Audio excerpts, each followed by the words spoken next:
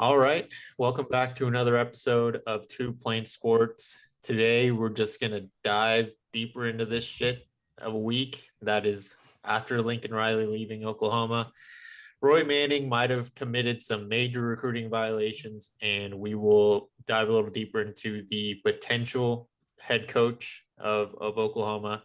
A lot of rumors out there, but it looks like OU could be hiring a coach by the end of the week. That is a hope, at least, as long as everything stays on track. We should have a coach definitely before early National Signing Day. Before we get anywhere close to that, we do want to say that we appreciate everything you guys have done for us. This last video, we just blew up. We've gotten a lot of subscribers. For those of you who don't know, my name's Jose. The guy in the red shirt is Brumbaugh. And then, as some of you may know, due to the last video, the very emotional one is Brandon at the bottom of the screen. We will make sure that we are staying on top of this stuff and make sure you're subscribing, liking the videos, turn on the notification bell because we're coming out with videos as information is rolling out. So hopefully, as soon as we get a head coach, we will pop up with a video to dive deep into that guy's career and what he can do for Oklahoma. So let's get into it. Roy Manning. He has been on some recruiting trips. Well, he was on a recruiting trip with Bob Stoops yesterday, the 30th of November. He visited some recruits in Tulsa. And as he was doing so, a recruit that put his final two between Bama and USC, his name's Damani Jackson, DB. I believe he's on the West Coast, might be in California. California. So Cali kid finalized his top two, and in an interview said that he has been communicating with both Grinch and coach Roy Manning, who, according to him, was the DB coach at Oklahoma, even though everyone was under the impression that he is the DB coach at the University of Oklahoma. He was on payroll, or he is on payroll. He might not be anyone, but that definitely raised some flags. I'm sure if some of you, the ones of you that are on Twitter, you probably saw the tweet from OU Compliance with the eyeballs and the 100% emoji. So there could be some shit that's coming down here on USC. They might have already committed a few recruiting violations, and 100% committed recruiting violations. Seems literally that tweet alone with that kid saying, he said who was the OU DB coach. How he put a couple of OU DBs in the league, come to USC, pretty much. That right there in itself is a recruiting violation. Brum, you want to go ahead and take this one? I mean, first of all, I will say for the first time in my life, I'm extremely excited that we have a very strict, or the University of Oklahoma has a very strict compliance organization, because I know OU is one of the most lockdown athletic programs in the country, which is great because we don't really truly have to worry about getting slapped with violations because these people keep on top of all of our athletics really well. So I'm glad. I mean, I never thought I would come to this day where I thought, a coach that was on payroll, I'm going to be excited for them to potentially get some violations. I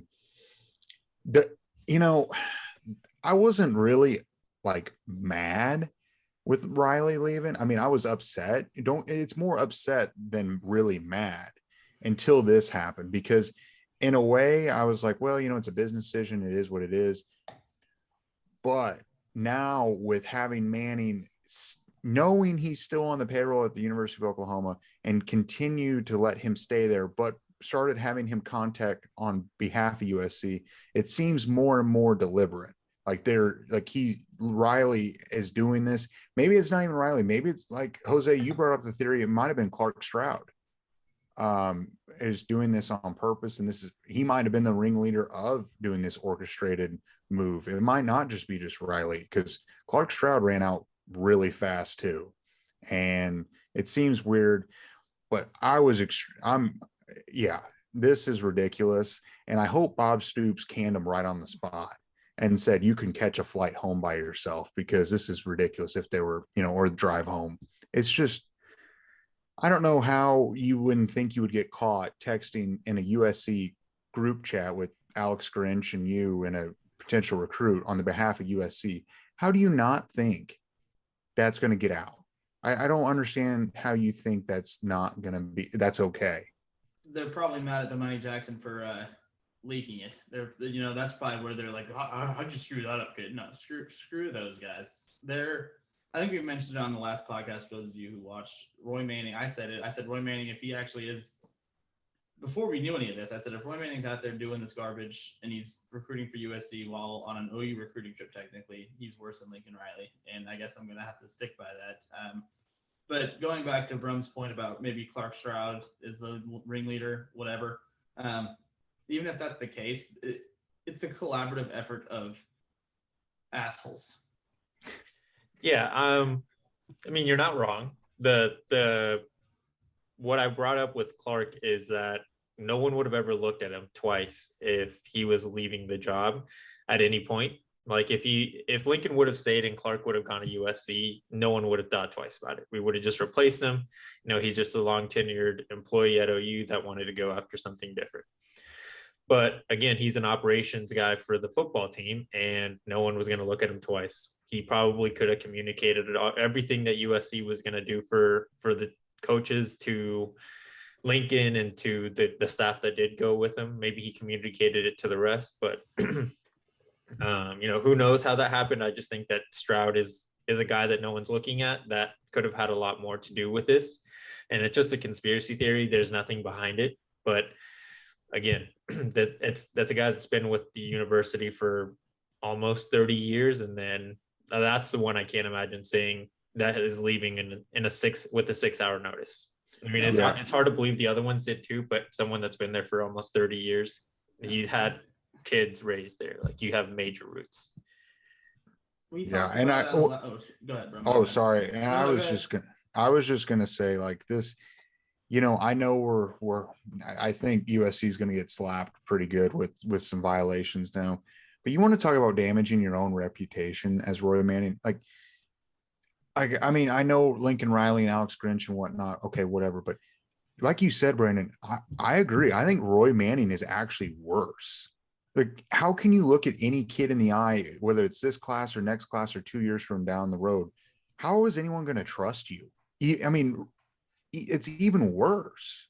At the end of the day, he just did it for one extra day than Lincoln Riley and Alex Grinch and company, because, like, as I mentioned, it's a collaborative effort. There's no way in the world that you convince 5 coaches to uproot their families from Norman to Los Angeles in a 5-hour span. This is a collaborative effort of them all being crappy, horrible, and they're awful people to me. And Roy Manning just happened to do it for one extra day. Yeah, no, you're right. But the thing is, I don't think Riley or Grinch ever came out and specifically said on behalf of USC. But Roy Manning was saying on behalf of USC as he was sitting in some kid's living room, probably. I mean, that's ridiculous. I mean, Brian Kelly was recruiting on behalf of Notre Dame at some kid's house when he got, when the news leaked. But at least he was there on behalf of Notre Dame. Roy Manning just said on behalf of USC. I mean, that's just, I don't know. It's ridiculous, but I hope they get slapped with, scholarship reduction and said, off to a great start in that on the West Coast for him. Yeah, none of this is working out for them. I think how they wanted to, not just with Damani, saying that in an interview. Obviously, that's going to hurt them with their reputation, but just these last 72 hours, you hear stories from parents whose kids are still committed to the university saying, we had full faith in that coaching staff, that they were going to take care of my son, that they were going to be there for my son once he got to OU. And now all of them they still want their son to be at Oklahoma. Some of them are still very excited for them to be OU students and OU student athletes, but they're more doing it because they're like, all right, well, screw those guys. We want to make sure that we can prove to them that they also made a mistake by not staying at OU. And it's great to see, because, I mean, this program, we've said it, it's been said multiple times by multiple podcasts, national media. It doesn't, even though USC is a big brand, it doesn't make sense to leave, for all of those coaches to leave for a project when they had something stable and growing something at Oklahoma. The silver lining of all of this is those who do end up sticking it out, whether it be the commits from 2022, 23 class, whatever, those that decide to stay, players currently on roster who decide to stick it out, who may have been Riley guys or whatever. Next season, I mean, Key Lawrence is already out. Whatever. The guys who end up sticking around are going to be banded together. They're our team next year with those who stayed and have been through this, and the commits who stay and come into the program next year. I think you're going to be hard pressed to find just a closer knit group of guys because of this adversity they're facing, and they're probably going to come out with a let's go win and piss a lot of people off, and especially that snake up in Los Angeles or over there in the West Coast. And you bring up a good point. I think we can talk about those guys now. We've seen a lot of them, like Key Lawrence, post about how there's no way that they're leaving and missing out on the love that this fan base is giving these athletes right now. And we're seeing some guys decommit, which was something that was predictable. And there's a few guys that have entered the transfer portal, which doesn't mean they can't come back. They're just looking at their options. But we see guys in the 2022 class already, like Robert Spears-Jennings and Jake Taylor, saying, I'm not leaving. Specifically, Jake Taylor was the first one that said, I'm not even going to entertain the idea of going to USC. I thought it was Jacob Sexton who hit it first, and Jake Taylor was quickly to follow. But either way, they echoed the same thing. Yeah, the two big guys said, there's no way I'm not going to take your – I know Jake Taylor ignored texts and calls from Lincoln Riley and said he's not even going to entertain an official visit. And Jacob Taylor might have said the same thing. Which is awesome, yeah. So there's definitely – and we mentioned it in recruiting videos. I think we said it a couple videos back. You see guys that will commit to a coach, and there's some guys that commit to a program, and there's not one right way. It's not a wrong or right. It's just the way of the road. You don't go to Alabama because you want to be an Alabama player all the time. You want to play for Nick Saban. Same thing here. Same thing for Oklahoma. Some guys just wanted to play for Lincoln, and now Lincoln's at USC, so they're going to go to USC. But now we've got guys like Jake Taylor, Jacob Sexton, RSJ, Xavier Bryce that want to be OU players. And that's, a lot of people are maybe going above and beyond by calling them OU legends already, but it is a good sign by seeing that kind of stuff and seeing legends. That type of passion for us, for the school. I don't know about you guys, but I think Jake Taylor and Jake Sexton are both really cool. Jake Sexton, I know, is a Deer Creek guy, so he's born Oklahoma, raised Oklahoma, so he may have had this whole lifelong thing to be a Sooner, which is still awesome that he's sticking it out. But like Jake Taylor specifically to me was really, really cool because he's like a Las Vegas Bishop Gorman kid. He has, for all intents and purposes, he has no ties to OU like growing up. Like he probably didn't grow up watching Sam Bradford and Trevor Knight and those guys. You probably made the decision to come to Oklahoma based on Lincoln Riley or whatever, and that offense, Bill Beaton-Bow, who we may not lose. We don't know how that's going to play out yet, but either way, for him to have no ties to OU, presumably in his life, for him to get up there and officially decline Lincoln Riley's invitation for an official visit, it's pretty cool. Yeah, and I will say what's even crazier about Jacob Sexton, you might not know, his dad is a Texas alum. Oh, I did not know that. Yeah, his dad's a Texas alum that came down to OU in Texas and is recruiting and picked Oklahoma because they've lived in Oklahoma for I don't know how many years, but a long time. So, yeah, so even with his dad still, a Texas alum and all this, he has no interest. Not saying that the stability down in Austin is much better. Honestly, it's probably just as bad, even though they've got a head guy right now at 5-7.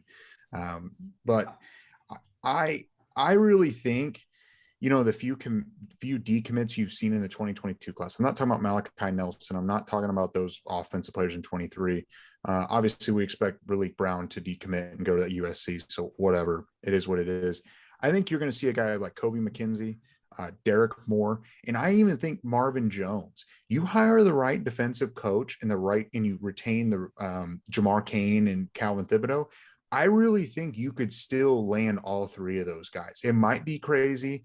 It might be a wild idea. You hire a Brent Venables or even a Dan Lanning from Georgia, and you keep those position coaches. I really think there's a very good shot that you can land 2 out of 3. And if somehow OU can get 2 out of 3 there, from what I've read, it seems like that they, especially Kobe McKenzie, they really love OU. I think they got cold feet real quick because of the instability, because OU's not known for instability.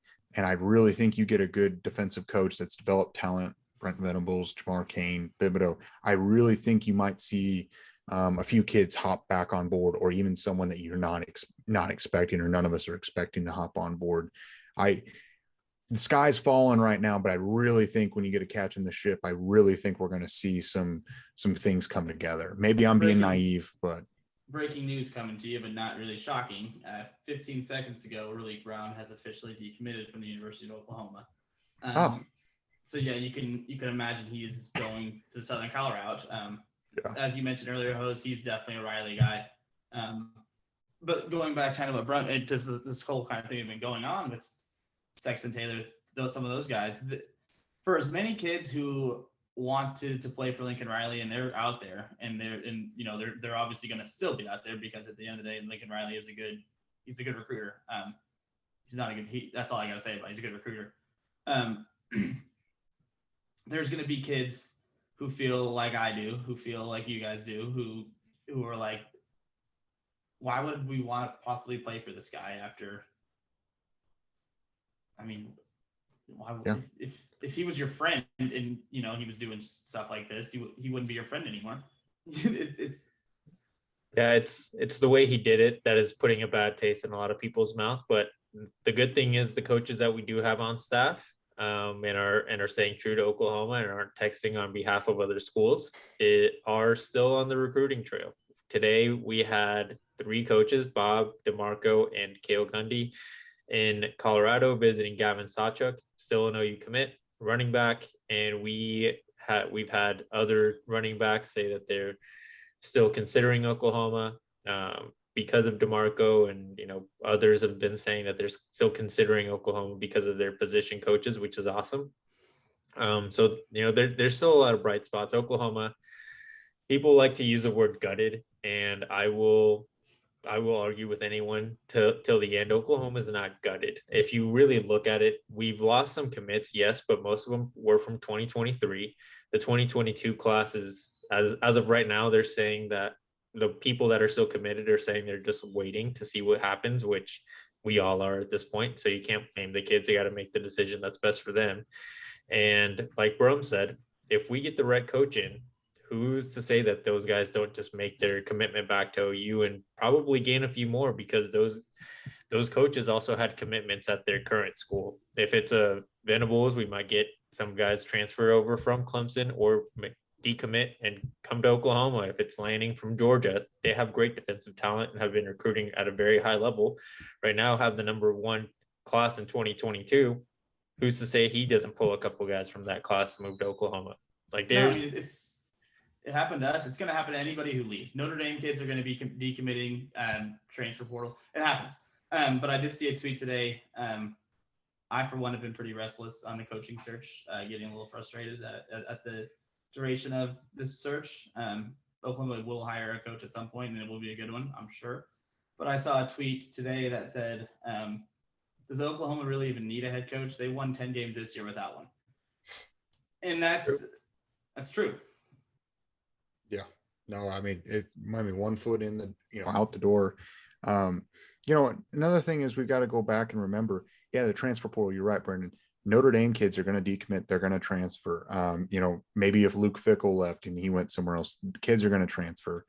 It happens. Just because right now OU's having a run of decommits and transfer portal entries, like Jose said earlier, doesn't mean that transfer kids are actually leaving or the decommitments can't come back.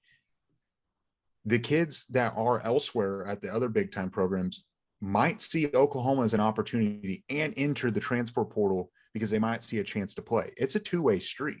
Just because you get Brent Venables that hires in, you might have someone buried on the depth chart at Alabama. He's like, I could play for Venables. He recruited me hard whenever he was at Clemson, and they might have an interest in me. And so I'm going to see what they think of me and enter into the transfer portal. And all the decommitments and all that other stuff, they're going to be able to fill that through the transfer portal. And a lot of guys that you might be surprised, I just think the patience is hard right now. And I know it's antsy. It sucks. I mean, it's every day is dragging by right now, but I really think that they're doing their due diligence and they're going to be fine. I mean, we could get into some of the new rumors. We haven't really talked about a few names. Try to segue into some rumors. It's a good call. Yeah. I mean, so like the one that popped up today that we think is, I mean, I'm pretty sure we all agree with it's fake and not going to happen, and nor do we really want to, is the Matt Rule head coach, Joe Brady OC hiring as a duo from Carolina, the Panthers. There's just no validity behind it. I feel like this is just someone's pushing smoke, pumping smoke. I'm not even interested in Matt Rule because everything I've read, it seems like he didn't even enjoy recruiting. That's probably why he went to the NFL, which is fair. I mean, he's only had one good season in college football too. But do you guys follow Sooner Scoop? Do you know what that is? Yeah. Do you guys see what Kerry Murdoch posted today? Like 3:15, 3:10, something like that? I'll read it to you because I saw it today and I was like, what in the hell is going on? But the 3:11 p.m. I don't want to write this. This is Kerry Murdoch. I can't believe what I'm about to write, and I don't want to do it. So he started off with the first three sentences like, can't believe I'm going to do this. I don't want to do it. Can't believe I'm going to do it. But all of us at Sooner Scoop have been hearing rumblings that none of us believe. It's too crazy to believe, but we keep hearing it, and the joke starts like this. What if Brent Venables is coaching at the University of Oklahoma next year? But what if he is defensive coordinator? I'm not saying this is who it is. Don't go around the internet telling people we're reporting this is the leading candidate. But spend some time telling yourself Dabo Swinney is a potential hire for Oklahoma. People would say we're crazy, and maybe we are, but something weird is happening, and Dabo Swinney's name coming up is what has weirded us out. And here's the thing. Here's what I'm going to say on this podcast tonight for anybody watching. If Joe Castiglione, Joe Harris, Bob Stoops, whatever that trio is keeping it this close to the chest, and there's nothing coming out, and somehow, some way, in planet fuck hand, we get Dabo. We pretty much just take what Clemson has built with Dabo and Venables and just bring them to Oklahoma to do that. I will go out into the backyard, find old corgi dog shit, and lick it on this podcast. That's disgusting. But I would like to say, again, whenever all this stuff came out, Brum and I recorded a video, and I said the only coaches that should not consider this are Franklin, Tucker, Saban, and obviously Lincoln Riley and Ryan Day. But Dabo Swinney should still be in the hunt for this if Oklahoma is interested and if he has a mutual interest. And I don't think there probably is much because he has built something great at Clemson, and he seems that he's trying to build that program to be great and be a great Clemson, all-timer. But why not? He just had a bad season. If there's any time for a disgruntled employee, it's right now. They had a bad season. They're probably willing to move on, and we can scoop them up. Could you imagine a better, just middle finger to Lincoln Riley if we somehow, some way got Dabo Swinney and Brent Venables both? I hope they FaceTime Lincoln Riley right away and be like, I'm so glad you're gone. Yeah. I saw that somewhere and I just took it with a grain of salt, but that's not where I saw it. So it's like, okay, maybe, but I mean, here's the deal. I mean, I'm not saying that's going to happen. The odds of it is probably 1 in 1,000 for it to actually happen. I put it lower than that, but I'd still freak out. But here's the deal. It somewhat makes sense because think about it. The ACC, everyone thinks is extremely down, and it always has been outside of Clemson, which is fair. It's true. I mean, Clemson is the ACC. Oklahoma and Texas going to the SEC is forming a power conference, super conference of college football. There's only so many seats at the table. How often does a job like Oklahoma come open? Not very often. Alabama's not going to be open for a long time until Nick Saban retires. Nick Saban is 70 years old, so maybe. I mean, Nick Saban might just do what Bob did though and hand the reins off to someone that he's grooming. Yeah, and then you look at Brian Kelly. He's locked in for a long time at LSU. You look at Kirby Smart at Georgia, he's not leaving. I mean, Florida's a dumpster fire. I wouldn't even consider him in that class, but you could put Oklahoma in that class of the Alabama, LSU as far as the brands go. I'm not going to say the national championships right now because OU hasn't won. There's only so many seats and only so many opportunities. I could see the appeal. And you go play in the best conference and you play against the best teams. It is outrageous. The odds of it happening, I don't think they're great.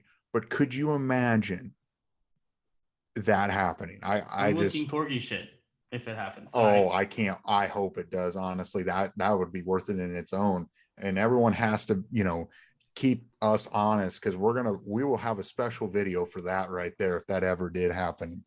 On an unrelated note, Oklahoma basketball is beating number 14 Florida right now, and Caleb Williams and Danny Stutzman are both in attendance. And according to Barstool Sooners, Danny Stutzman was running around the Lloyd Noble Center with an OU flag. So some of these guys are taking advantage of Lincoln Riley sucking and becoming instant Oklahoma legends. Like, I promise you, Danny Stutzman on campus tomorrow, people are going to be like, can I take you home? Yeah. Well, now that we've gotten the ridiculous rumors out of our system, let's look at what's actually possible. It seems like the final two have what seems more legitimate is the final two is between Brent Venables and Dan Lanning. What's his first name? Is it Lanning? Yeah, it's Dan Lanning. Yeah, Dan Lanning from Georgia. To be honest, I don't think either of those guys would be bad hires. I know I'd prefer Venables just because he's got the OU connection and he has a longer track record of success.